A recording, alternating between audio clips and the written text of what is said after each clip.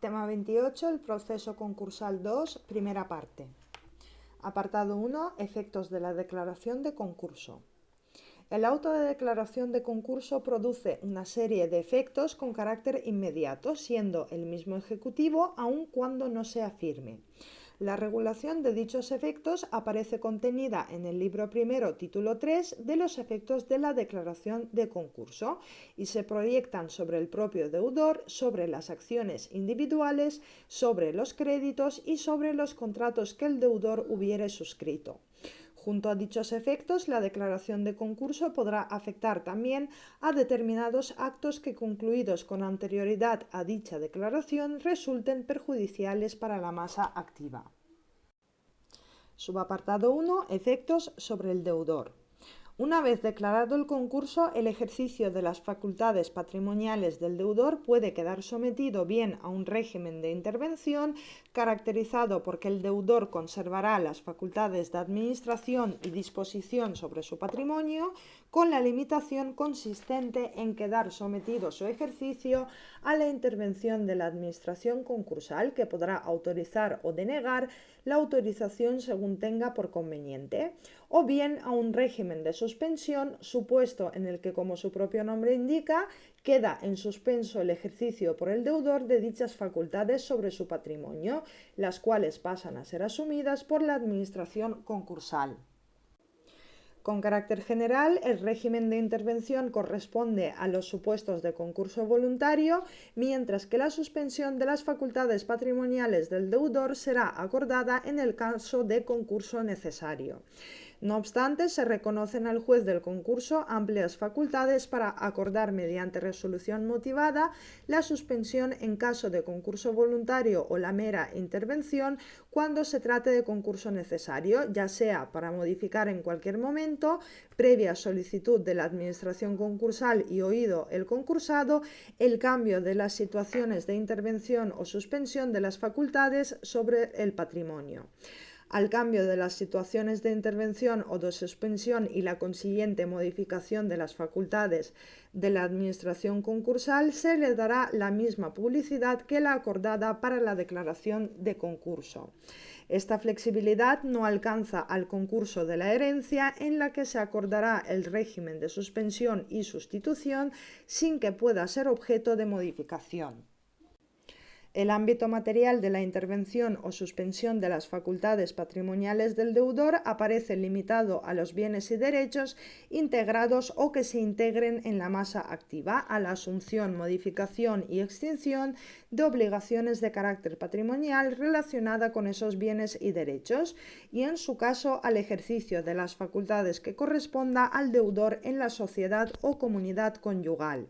De este modo, las restricciones que se impongan a las facultades patrimoniales del concursado no afectarán a los bienes legalmente inembargables, a los derechos de la personalidad ni a cuantos bienes sean indiferentes al concurso. Los actos que realice el concursado con infracción de las limitaciones que le hubieran sido impuestas podrán ser anulados, razón por la cual se cierra el acceso a estos actos a los registros públicos mientras no sean confirmados o convalidados, alcance firmeza la resolución por la que se desestime la pretensión de anulación o se acredite la caducidad de la acción de anulación. Legitimada activamente para ejercer la acción de anulación lo está la administración concursal, salvo que ésta hubiese convalidado o confirmado los actos del deudor que infrinjan la limitación o la suspensión acordada. Se prevé que cualquier acreedor y quien haya sido parte en la relación contractual afectada por la infracción pueda requerir de la administración concursal que se pronuncie acerca del ejercicio de la correspondiente acción o de la convalidación o confirmación del acto. La acción de anulación se tramitará en su caso por los cauces del incidente concursal y caducará de haberse formulado el requerimiento al cumplirse un mes desde la fecha de este. En otro caso, caducará por cumplimiento de convenio por el deudor o en el supuesto de liquidación con la finalización de esta. En relación con la continuación de la actividad profesional o empresarial del deudor, conviene señalar que la declaración de concurso por sí sola no interrumpe su ejercicio. sin perjuicio de los efectos que produce sobre las facultades patrimoniales de éste.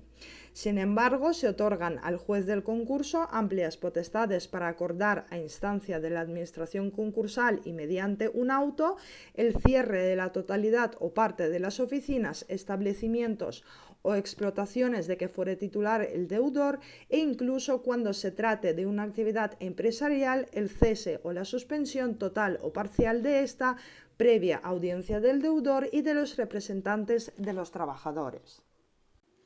Tratándose de la declaración de concurso de persona jurídica, durante la tramitación del procedimiento concursal se mantienen los órganos sociales de la concursada, sin perjuicio de los efectos que sobre su funcionamiento produzca la intervención o la suspensión de sus facultades de administración y disposición. La administración concursal tendrá derecho de asistencia y de voz en las sesiones de los órganos colegiados de la persona jurídica concursada y deberá autorizar para que tengan eficacia los acuerdos de la Junta o de la Asamblea que puedan tener contenido patrimonial o relevancia directa para el concurso. El efecto más severo que la ley establece consiste en el embargo de bienes y derechos de los administradores o liquidadores de hecho y de derecho, directores generales, ya lo fueran en el momento de la declaración del concurso o ya lo fueran dentro de los 2 años anteriores a la fecha de declaración del concurso, que el juez de oficio o a instancia razonada de la administración concursal puede acordar como medida cautelar, cuando de lo actuado resulte fundada la posibilidad de que en la sentencia de calificación las personas a las que afecte el embargo sean condenadas a la cobertura total o parcial del déficit resultante de la liquidación en los términos previstos en la ley. Subapartado 2. Efectos sobre los derechos y libertades fundamentales del deudor.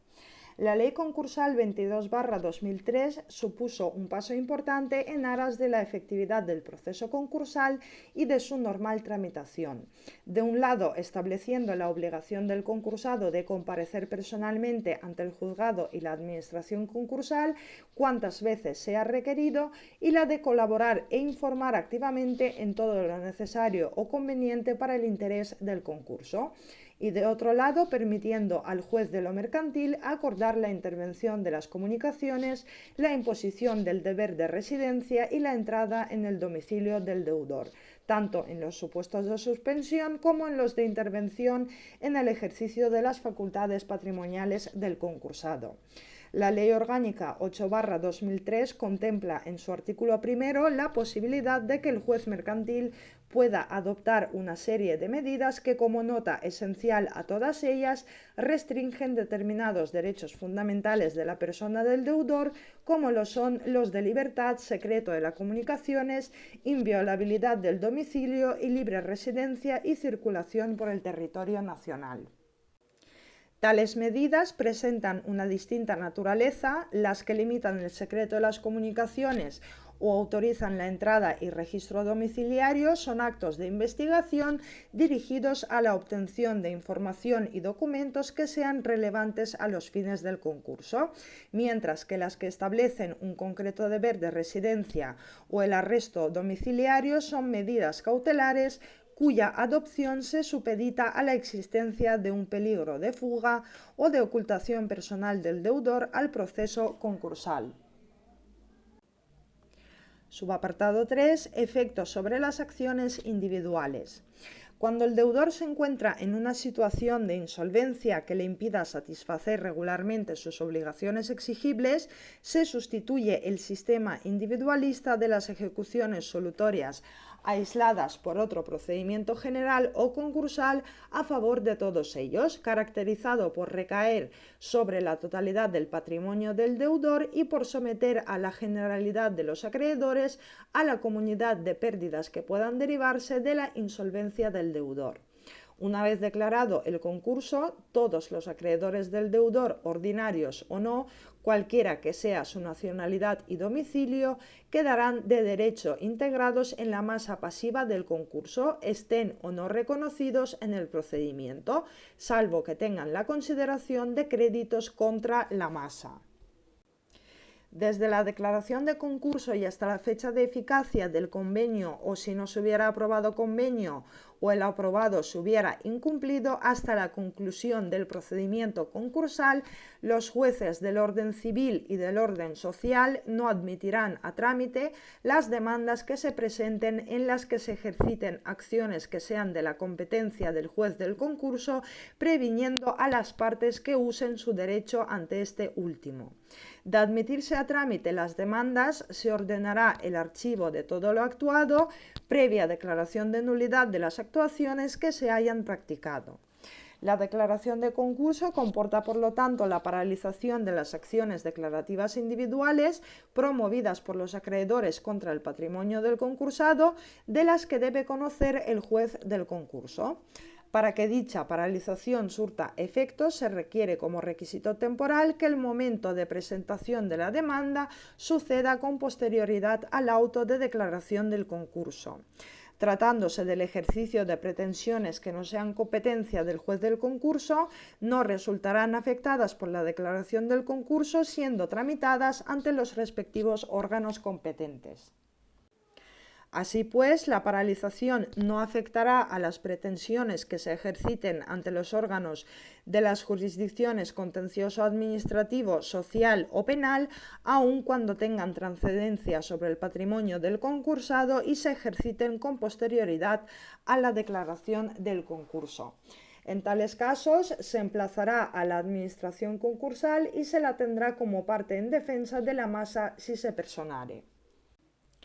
Por su parte, los juzgados de lo mercantil, en el caso de las acciones de reclamación de obligaciones sociales contra los administradores de las sociedades de capital concursadas que hubieran incumplido los deberes legales en caso de concurrencia de causa de disolución, y los juzgados de primera instancia, tratándose de las acciones en las que se ejercite contra el dueño de la obra la acción directa que se reconoce a los que pusieren su trabajo y materiales en una obra ajustada alzadamente por el contratista, no admitirán a trámite las demandas que se presenten desde la declaración de concurso hasta su conclusión. De admitirse, carecerán de validez las actuaciones que se hubieren practicado. Por su parte, el artículo 137 de la TRLC regula el tratamiento procesal de los procesos declarativos en los que el concursado sea parte y que se encuentren en tramitación en el momento de la declaración de concurso, estableciendo que seguirán tramitándose ante el juez o tribunal que estuviere conociendo de ellos hasta la firmeza de la sentencia, en cuyo caso la declaración de concurso no producirá otro efecto que el derivado en su caso de la sustitución del concursado por la administración concursal. Lo mismo sucederá con los procedimientos de mediación y arbitrales en tramitación, los cuales continuarán hasta la terminación de la mediación o hasta la firmeza del laudo arbitral. Por excepción, se acumularán de oficio al concurso siempre que se encuentren en primera instancia los procesos en los que se hubieran ejercitado acciones de responsabilidad por los daños y perjuicios causados a la persona jurídica concursada contra los administradores o liquidadores de hecho o de derecho, contra la persona natural designada para el ejercicio permanente de las funciones propias del cargo de administrador, persona jurídica, contra la persona que tenga atribuidas facultades de la más alta dirección de la sociedad cuando no exista delegación permanente de facultades del Consejo en uno o varios delegados, y contra los auditores, los cuales continuarán su tramitación ante el juez del concurso por los trámites del procedimiento por el que viniera sustanciándose la reclamación, incluidos los recursos que procedan contra la sentencia. Finalmente, declarado el concurso hasta la fecha de eficacia del convenio o de liquidación hasta la conclusión del procedimiento, quedarán en suspenso los procedimientos iniciados con anterioridad a la declaración de concurso en los que se hubieran ejercitado a acciones de reclamación de obligaciones sociales contra los administradores de las sociedades de capital concursadas que hubieran incumplido los deberes impuestos en caso de concurrencia de causa de disolución, y B, acción directa contra el dueño de la obra que se reconocen a los que hubieran puesto su trabajo y materiales en una obra ajustada alzadamente por el contratista. Como es sabido, cuando el deudor se encuentra en una situación de insolvencia que le impida hacer frente al cumplimiento regular de sus obligaciones exigibles, se hace necesario sujetar todo el caudal y masa de acreedores a un proceso conjunto universal en donde pueda lograrse la efectividad de los distintos créditos de forma proporcional y equitativa, sin otra preferencia que aquella la ley expresamente reconozca, con sujeción a siguientes principios informadores: afección de los bienes del deudor al cumplimiento de sus obligaciones y paridad o igualdad de trato entre los acreedores de igual condición. Con el fin de lograr el cumplimiento de dichos postulados básicos, la declaración de concurso comporta la imposibilidad de que puedan iniciarse ejecuciones singulares, judiciales o extrajudiciales, ni tampoco apremios administrativos, incluidos los tributarios, contra los bienes y derechos de la masa activa, así como la suspensión de las actuaciones y procedimientos de ejecución que se hallaren en tramitación al momento de declararse el concurso, sin perjuicio del tratamiento concursal que corresponda dar a los respectivos créditos. El juez del concurso, a instancia de la administración concursal y previa audiencia de los acreedores afectados, podrá acordar el levantamiento y cancelación de los embargos trabados en las actuaciones y los procedimientos de ejecución suspendidos cuando el mantenimiento de esos embargos dificultara gravemente la continuidad de la actividad profesional o empresarial del concursado. Esta facultad de levantamiento y cancelación no resulta de aplicación respecto a los embargos administrativos. Ahora bien, la regla general que ordena la suspensión de cualquier ejecución y o apremio que se hallare en tramitación al momento de la declaración de concurso admite dos excepciones, ya que podrán continuarse las actuaciones y procedimientos de ejecución de las siguientes clases. 1. Las ejecuciones laborales en las que se hubieran embargado bienes del concursado de esa naturaleza con anterioridad a la fecha de declaración de concurso. Y 2. Los procedimientos administrativos de ejecución en los que se hubiera dictado diligencia de embargo con anterioridad a la declaración de concurso. En ambos supuestos se requiere testimonio de la resolución del juez del concurso por la que se declare que el bien o derecho concreto que hubiese sido objeto de embargo no es necesario para la continuación de la actividad profesional o empresarial del deudor. En relación con los procedimientos de ejecución de garantías reales, se otorga un tratamiento especial en el que se respeta la naturaleza propia del derecho real sobre cosa ajena, que impone una regulación diferente de la aplicable a los derechos de crédito integrados en la masa pasiva del concurso, pero al mismo tiempo se procura que la ejecución separada de las garantías no perturbe el mejor desarrollo del procedimiento concursal ni impida soluciones que puedan ser convenientes para los intereses del deudor y de la masa pasiva. Con el fin de conciliar ambos extremos, desde la declaración de concurso, los titulares de derechos reales de garantía, sean o no acreedores concursales, no podrán iniciar procedimientos de ejecución o realización forzosa sobre bienes y derechos de la masa activa necesarios para la continuidad de la actividad profesional o empresarial del concursado, quedando en suspenso los ya iniciados sobre cualesquiera bienes o derechos de la masa activa, aunque ya estuviesen publicados los anuncios de subasta.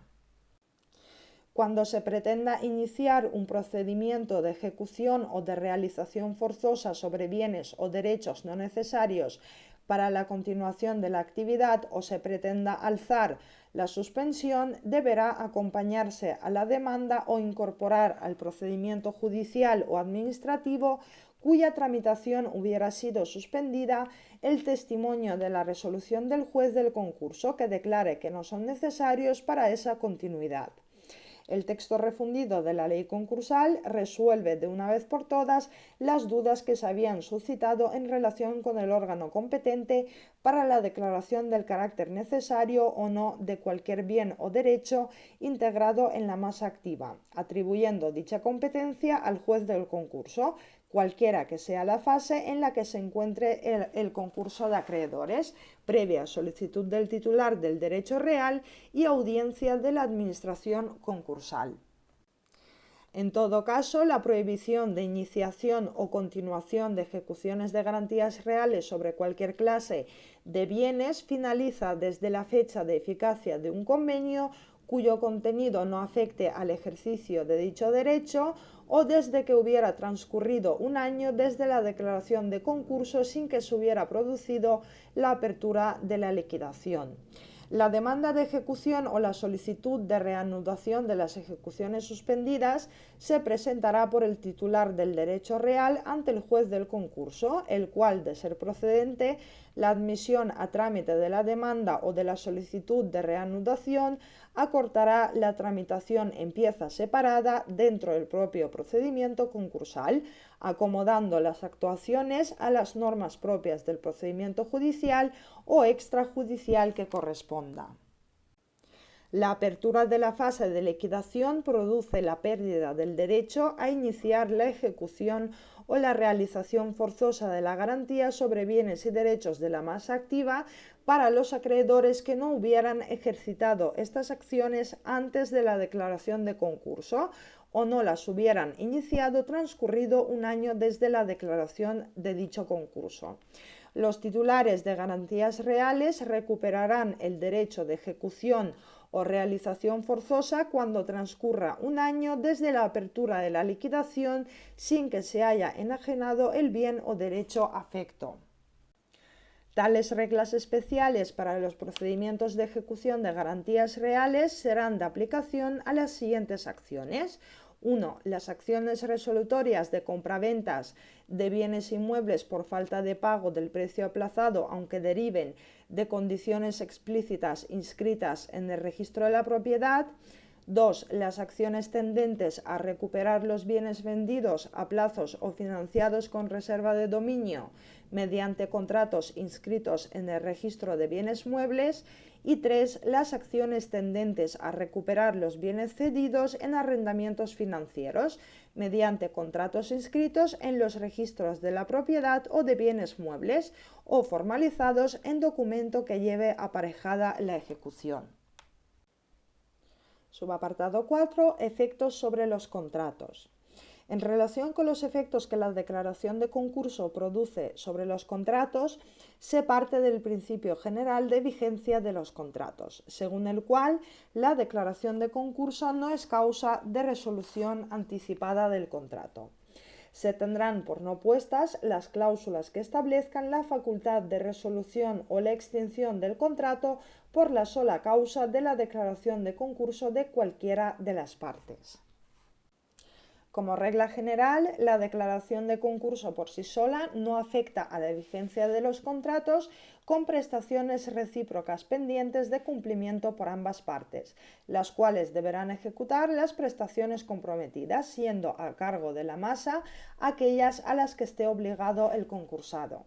En el supuesto de que al momento de la declaración de concurso una de las partes hubiera cumplido íntegramente sus obligaciones y la otra tuviese pendiente el cumplimiento total o parcial de las que fueran a su cargo, el crédito o la deuda que corresponda al concursado se incluirá según proceda en la masa activa o pasiva del concurso. Declarado el concurso, la facultad de resolución del contrato por incumplimiento anterior a la declaración del concurso solo podrá ejercitarse si el contrato fuera de tracto sucesivo. Si una vez declarado el concurso cualquiera de las partes incumpliera las prestaciones a las que está obligado, se podrá ejercitar ante el juez del concurso la acción de resolución del contrato con obligaciones recíprocas, que se sustanciará por los trámites del incidente concursal. En caso de resolución del contrato por incumplimiento, quedarán extinguidas las obligaciones pendientes de vencimiento. En cuanto a las vencidas, si el incumplimiento del concursado hubiera sido anterior a la declaración del concurso, el crédito que corresponda al acreedor que hubiera cumplido sus obligaciones y el correspondiente a la indemnización de los daños y perjuicios causados tendrán la consideración de crédito concursal, cualquiera que sea la fecha de su resolución. Si el incumplimiento fuera posterior, tendrá la consideración de crédito contra la masa.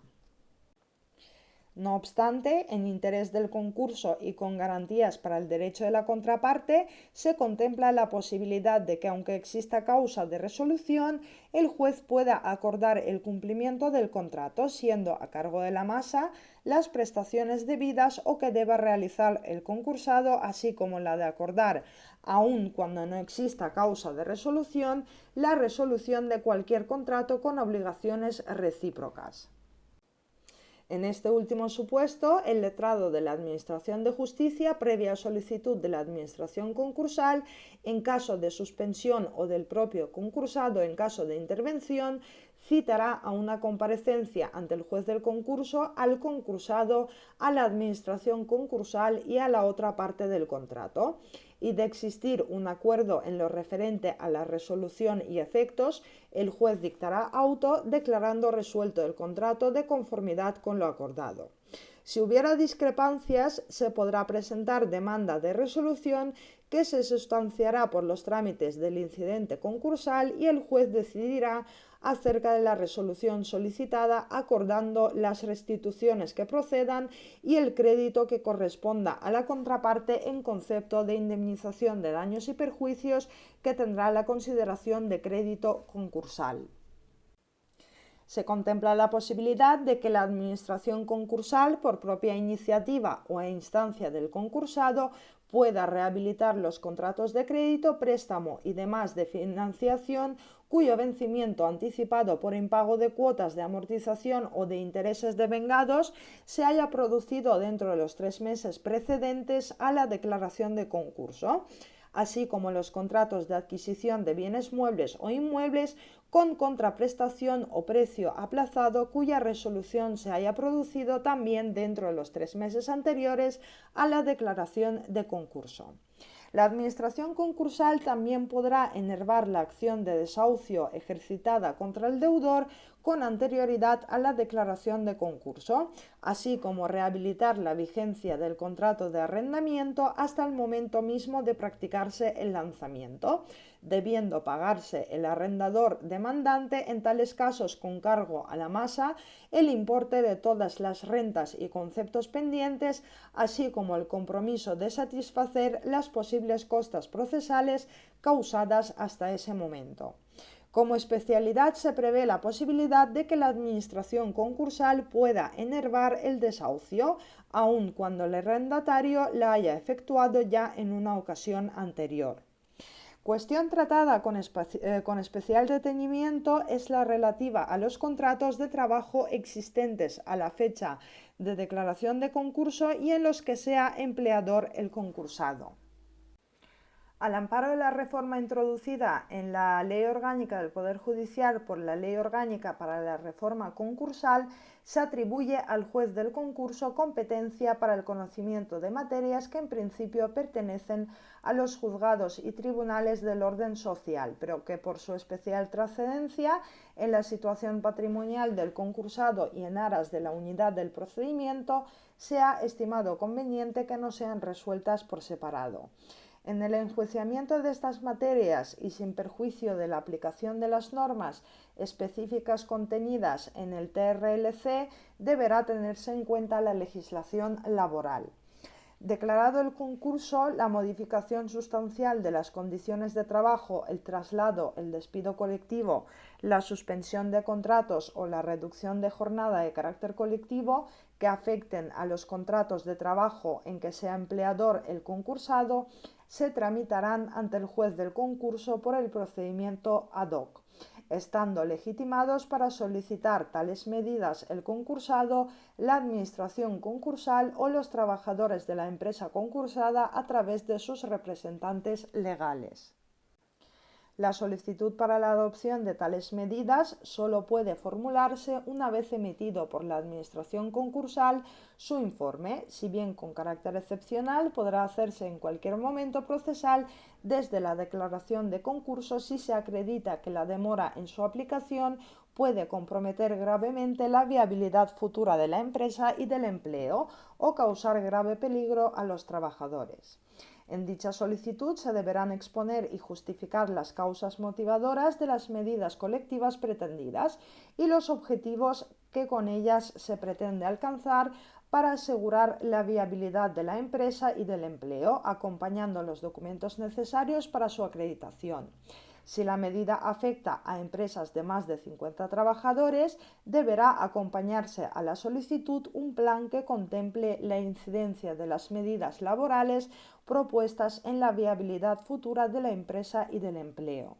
Una vez presentada la solicitud, se abre un periodo de consultas que puede ser sustituido por el procedimiento de mediación o arbitraje y, de existir un acuerdo, el juez, previo informe de la autoridad laboral, lo aprobará, salvo que en la conclusión del mismo aprecie la existencia de fraude, dolo, coacción o abuso de derecho. Si no hubiera acuerdo, el juez dará audiencia a quienes hubieran intervenido en el periodo de consultas y determinará lo que resulte procedente según la legislación laboral. Subapartado 5. Efectos sobre los actos perjudiciales para la masa activa. Las acciones de reintegración.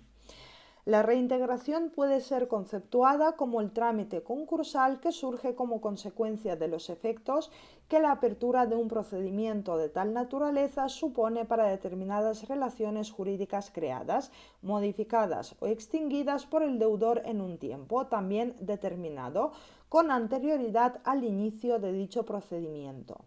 La apertura de un procedimiento concursal dará lugar a una serie de consecuencias sobre relaciones antedichas que adquirirán su medida real y se harán efectivas dentro del trámite de la reintegración.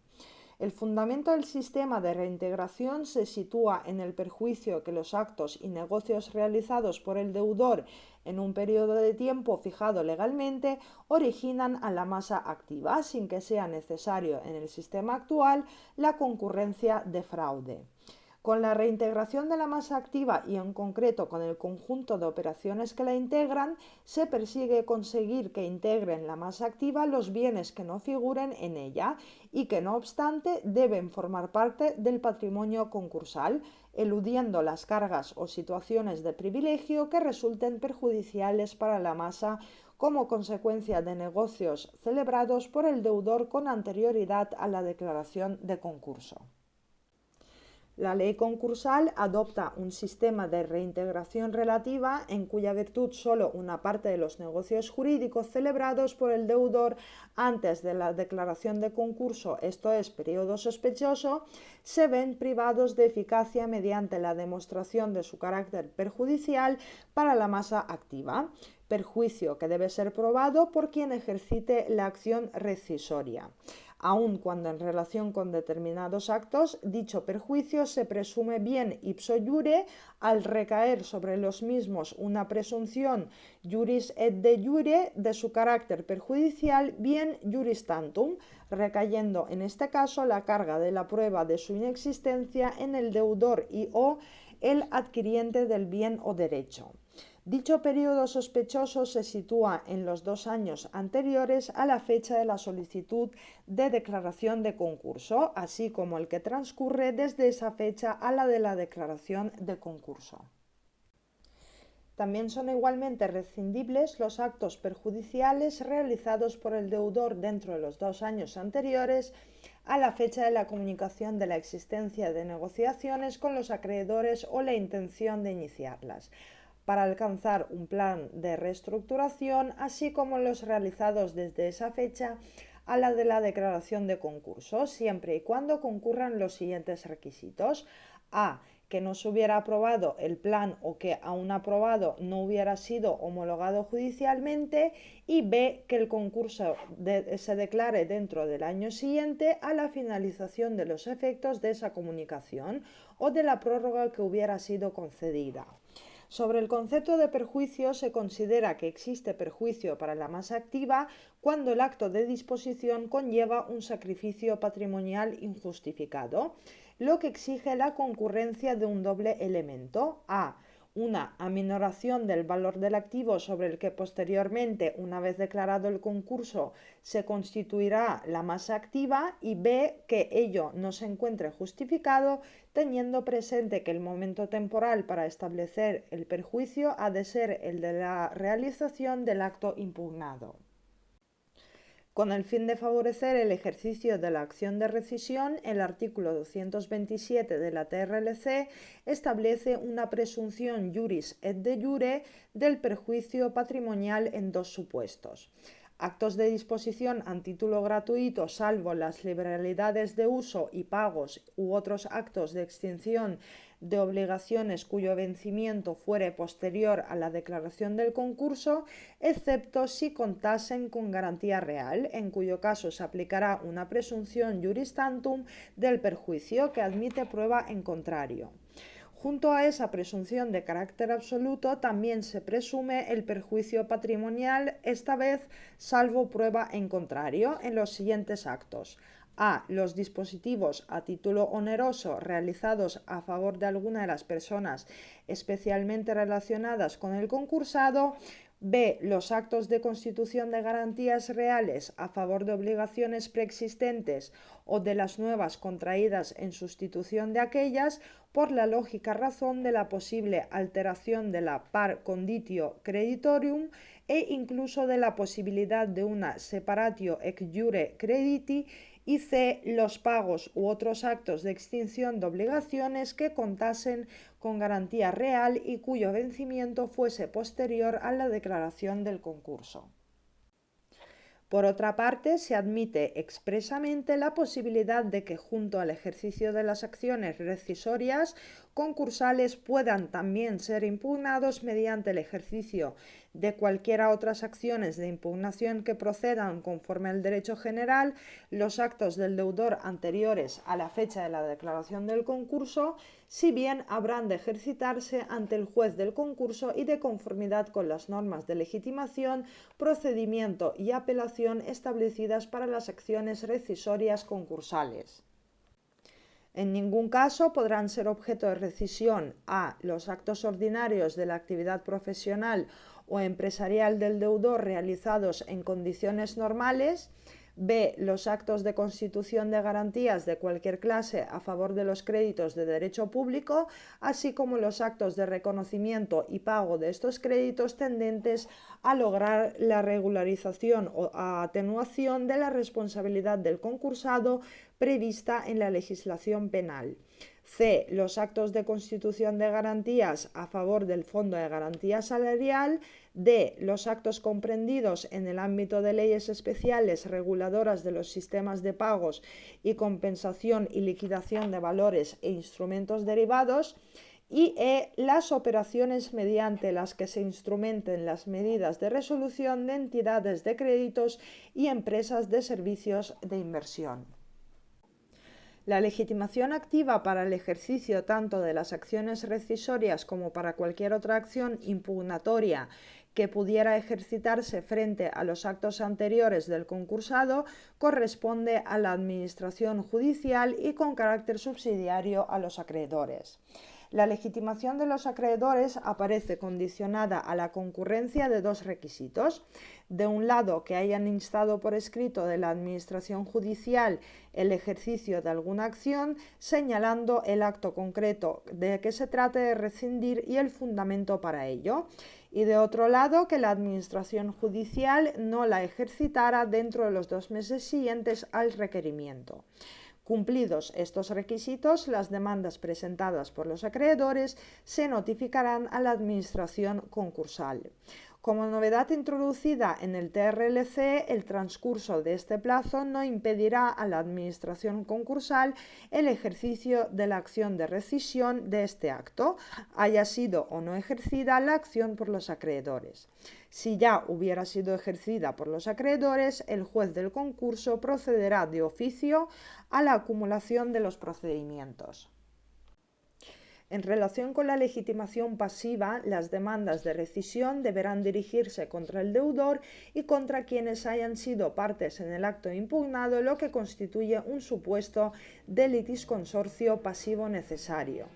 Si los bienes o derechos que se pretenden reintegrar a la masa activa hubieran sido objeto de ulterior transmisión, la administración concursal o los acreedores legitimados subsidiariamente deberán dirigir su demanda frente al subadquiriente, siempre y cuando pretendan desvirtuar la presunción de buena fe o atacar la irreivindicabilidad de que goce o la protección derivada de la publicidad registral. En caso contrario, la ausencia de demanda frente al subadquiriente, legitimado pasivamente, tiene el efecto de consolidar su posición jurídica, pero no impide la continuación del procedimiento en relación con el concursado y, sobre todo, el tercero, que con el deudor común se relacionará en el acto objeto de impugnación. A través de los cauces del incidente concursal se tramitarán las acciones de rescisión, así como las demás acciones de impugnación de actos del deudor. La sentencia que se dicte en el incidente de rescisión será directamente apelable por quienes hubieran sido parte, teniendo la tramitación y resolución de este recurso carácter preferente. El artículo 235 de la TRLC establece que la sentencia que estime la acción de rescisión declarará la ineficacia del acto impugnado y si el acto objeto de impugnación fuera un contrato con obligaciones recíprocas, condenará a la restitución de las prestaciones objeto de aquel que ya se hubieran realizado con sus frutos e intereses. La ineficacia del acto impugnado como consecuencia de la estimación de la acción rescisoria produce, por tanto, un doble efecto. De un lado, la reintegración a la masa de lo que de ella no debió salir y, de otro lado, la reducción de la masa en lo que entró indebidamente. Además, el derecho de crédito que resulte a favor de quien contrató con el concursado como consecuencia de la rescisión tendrá la consideración de crédito contra la masa, el cual habrá de satisfacerse simultáneamente a la reintegración de los bienes y derechos objeto del acto rescindido, sin que se cometa, por tanto, a las exigencias derivadas del orden de satisfacción de tales créditos.